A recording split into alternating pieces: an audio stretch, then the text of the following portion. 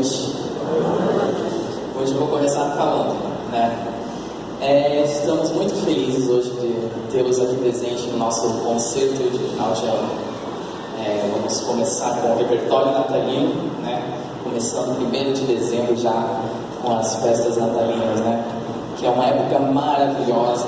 Para mim, eu considero a melhor época do ano, Natal, né? Não simplesmente pela festa, mas sim porque tem um simbolismo, né?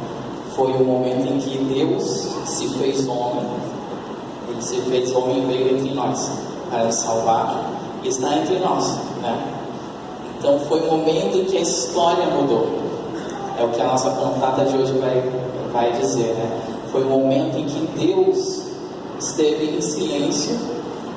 Vocês vão ver durante o percorrer da cantata, mas um momento em que Deus, depois de 400 anos, Deus se fez presente novamente no nosso mundo, né? No nosso povo, mandando a Jesus para nascer como um ser humano como nós. Antes de nada, antes de começar o concerto, eu gostaria de... Tem uma pessoa que gostaria de dar umas palavrinhas para a gente, né? É uma surpresa que foi feita para o coro, vocês vão ver agora também, e também estendida a vocês a plateia, que vai transmitir uma mensagem agora desde longe, e vai passar agora no telão para a gente assistir. Pode passar. Hi, I'm Heather Sorensen, and I am the composer and the creator of The Silence and the Sound, and I am so honored that you are performing this work today. I really wanted to be there to hear you perform it, but I live in Dallas, Texas, in the United States, and that's kind of a far trip. It's a long way to go, but I know that you will be fantastic.